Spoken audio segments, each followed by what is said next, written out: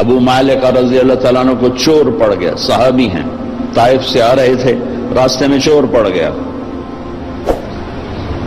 کہنے کہ میرا مال لے لے، مجھے کیا کرے گا؟ کہا نہیں تجھے بھی قتل کروں گا، ورنہ تو جا کے عمر کو میری شکایت لگائے گا، میں پکڑا جاؤں گا۔ کہنے کہ پھر 2 رکعت تو پڑھنے دے، آخری نماز کا پڑھ لے، نماز سے کیا ہوتا ہے؟ نماز سے کیا ہوتا ہے؟ نماز پڑھی، 2 نفل پڑھے، یا ودود یا ذا العرش المجید یا فعالا لما یرید۔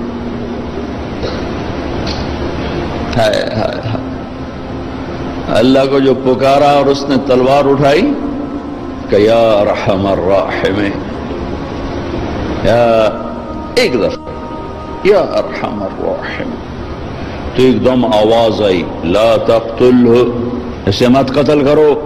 اس نے ادھر دیکھا ادھر دیکھا، کوئی ہے؟ کوئی بھی نہیں۔ تو اس نے پھر تلوار اٹھائی، انہوں نے کہا یا ارحم الراحمین، پھر ایک آواز آئی لا تقتل، مت مارو۔ پھر اس نے ادھر دیکھا ادھر دیکھا، کوئی نظر نہیں آیا۔ پھر انہوں نے تلوار اٹھائی کہ یا ارحم الراحمین،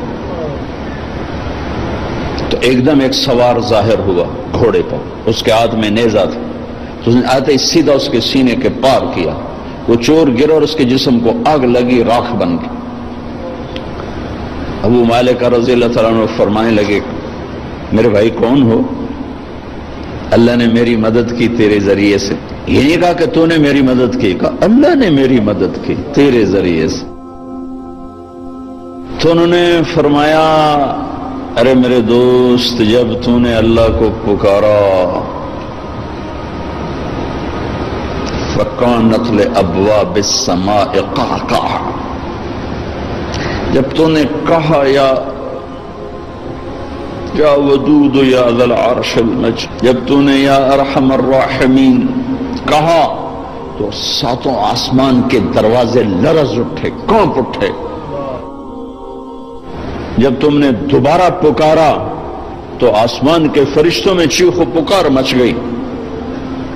جب تم نے تیسری دفعہ پکارا تو میرے اللہ نے کہا کون ہے میرے بندے کی مدد کے لیے تیار؟ تو میں نے عرض کی یا اللہ میں تیار ہوں، کہ میں 7ویں آسمان کا فرشتہ ہوں۔ جب اس نے پہلی دفعہ تم پہ تلوار اٹھائی تو میں نے 7ویں آسمان سے پکارا لا تقتل، مت مارنا۔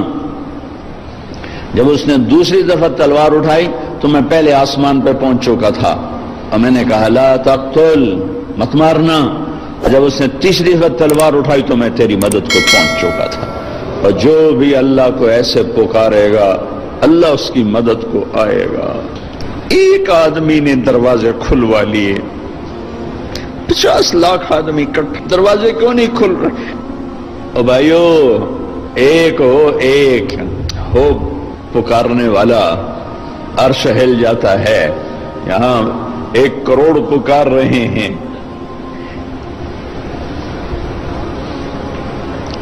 دل کے پھپھولے جل اٹھے سینے کے داغ سے، اس گھر کو آگ لگ گئی گھر کے چراغ سے۔ حکومتوں کو گلہ نہ دو، سیاستدانوں کو گلہ نہ دو، فوج پولیس کو گلہ نہ دو، یہ دیکھو ہمیں اور اب کیا کر رہے ہیں۔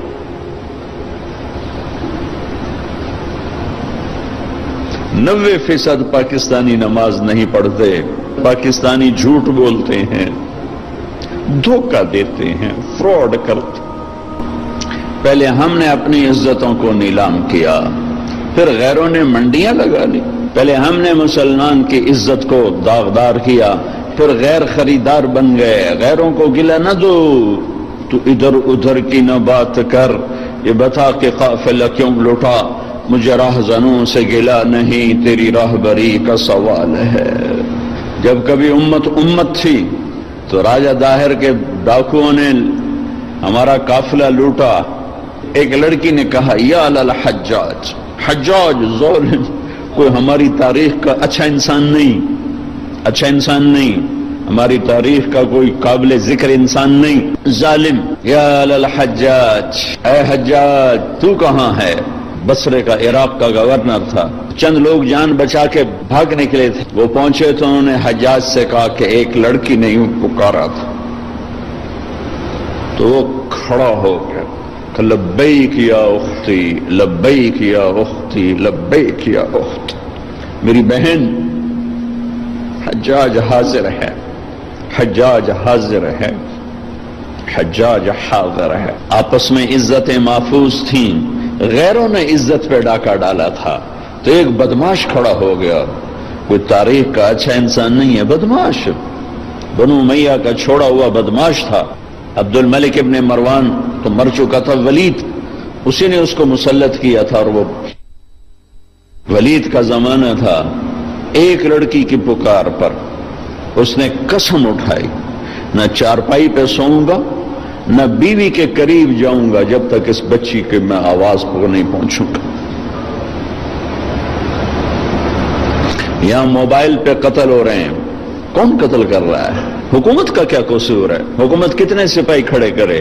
اللہ کو ساتھی بناؤ، اللہ کو ساتھی بناؤ، اللہ پہرے پر آئے گا تو یہ کام ہوگا۔ ہماری حکومت بیچاری 5 لاکھ سپاہی ہیں، اندازاً کہہ رہا ہوں 18 کروڑ پر کیسے نگہبان بن سکتے ہیں؟ پہلا لشکر بھیجا، ایک لڑکی کی پکار پہ اس لشکر شکست ہو گئے، اکثر شہید ہو گئے۔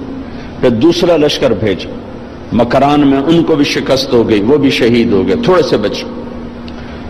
تیسرے لشکر کے لیے ولید بن عبد الملک نے اجازت نہ دی، کہا نہیں میں نہیں اجازت دیتا، اتنا تو نے میرا نقصان کر دیا، 2 لشکر تباہ کر دیے ایک بچی کے پیچھے۔ حجاج نے کہا کہ مجھے برائے مہربانی اس دفعہ آپ اجازت دے دیں، جتنا خرچہ میں خزانے سے لوں گا اس سے دگنا میں خزانے میں واپس کروں گا۔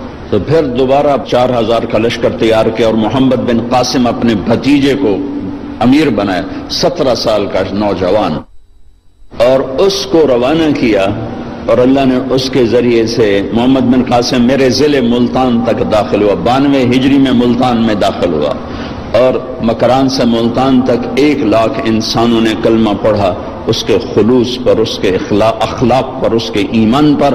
ایک بچی کی فریاد پر حجاج جیسا تڑپ اٹھا تھا، آج کروڑوں بچیوں کی فریاد ہے۔ لیکن مصیبت یہ ہے کہ ان کروڑوں کی عزتوں سے کھیلنے والے یہودی نہیں ہیں، مسلمان ہیں۔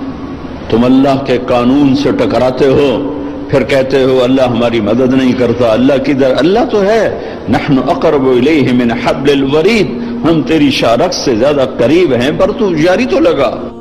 ممبر نے بھی آگ برسائی ہے، ممبر نے بھی نفرت کو پھیلایا۔ یہ جگہ تو محبتوں کے بانٹنے کی تھی، محبتوں کو تقسیم کرنے کی تھی، لیکن ہم محروم ہو گئے، محروم۔ کوئی محرومی ایک طرح کی نہیں آئی۔ جس ممبر نے دلوں کو کھینچنا تھا، جس ممبر نے امت کو جوڑنا تھا، جس ممبر نے کالے اور گورے کو جوڑا، میرے نبی کے آخری جملہ ہے خطبہ عرفات کا، لا ترجعوا بعدی کفارا یضرب بعضکم رقاب بعض، میرے بعد کافر نہ ہو جانا، ایک دوسرے کی گردن کاٹتے پھرنا، اور سننا ولا تسودوا وجہی یوم القیامہ، قیامت کے دن مجھے شرمندہ نہ کرنا اللہ کے ساتھ۔ کلاس کے بچے فیل ہو جائیں تو استاد شرمندہ ہو رہا ہوتا ہے، چاہے استاد نے پوری محنت کی ہو، شرمندہ ہو رہا ہوتا ہے کہ میری کلاس فیل ہو گئی۔ اگر آج کوئی مسلمان ہے ہی نہیں، میرے نزدیک آپ کافر، آپ کے نزدیک میں کافر، ان کے نزدیک وہ کافر، ان کے نزدیک وہ کافر، تو پھر مسلمان ہے کون؟ اگر یہ سارے ہی کافر ہیں تو میرے نبی کہہ رہے ہیں لا تسودوا وجہی یوم القیامہ، دیکھو مجھے قیامت کے دن شرمندہ نہ کرنا، رسوا نہ کرنا۔ میں یہود کا گلہ کیا کروں کہ وہ ہمارے گلے کاٹ رہے ہیں، میں ان کا کیا کروں جو روز کراچی میں لاشیں گرا رہے ہیں؟ وہ یہودی ہیں جو پنجاب میں لاشیں گرا رہے ہیں، جو سرحد میں لاشیں گرا رہے ہیں، جو سندھ میں لاشیں گرا رہے ہیں، جو بیویوں کے منہ پہ تیزاب پھینک کے انہیں دردناک عذاب میں مبتلا کر رہے ہیں۔ یہ یہودی ہے؟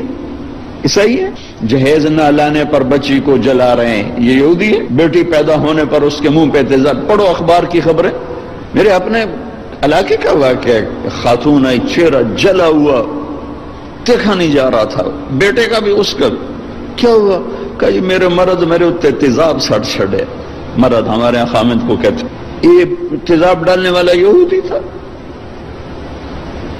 پہلے ہماری نسل کو مسلمان نے کاٹا، پھر غیروں نے کاٹا۔ پہلے مسلمان نے مسلمان کو لوٹا، پھر غیروں نے لوٹا۔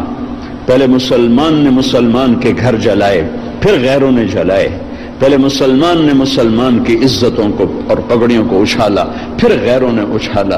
پہلے مسلمان نے مسلمان کے مال پہ ڈاکے ڈالے، پھر غیروں نے ڈاکے ڈالے۔ پہلے مسلمان نے مسلمانوں کے بچے ذبح کیے، معصوم بچے اٹھا کے ذبح کر کے گلی میں پھینک جاتے ہیں، بوریوں میں بند کر کے پھینک جاتے ہیں۔ یہ اسرائیل کے یہودی ہیں؟ کون ہیں؟ کہاں سے آئے ہیں؟ حرم شریف کے اندر جیبیں کاٹتے ہیں، عیسائی ہیں، سکھ ہیں، سارے شہروں میں عزتیں نیلام ہیں۔ یہ اڈے کون چلا رہا ہے؟ یہ شراب کے اڈے، یہ زنا کے اڈے کون چلا رہا ہے؟ یا ایھا الذین آمنوا انما الخمر والمیسر والازلام والانصاب رجس من عمل الشیطان فاجتنبوه لعلکم تفلحون انما يريد الشیطان ان یوقع بینکم العداوة والبغضاء في الخمر والمیسر ویصدکم عن ذکر اللہ وعن الصلاة فهل انتم منتهون۔ میرا رب تو یوں کہہ رہا ہے کہ اے ایمان والو، شراب اور جوا یہ شیطانی عمل ہے، اس کو چھوڑ دو، اس سے دور چلے جاؤ، کہ جہاں شراب اور جوا ہوگا وہاں عداوت بھی آئے گی، بغض بھی آئے گا، قتل و غارت بھی ہوگا۔ میرے بھائیو،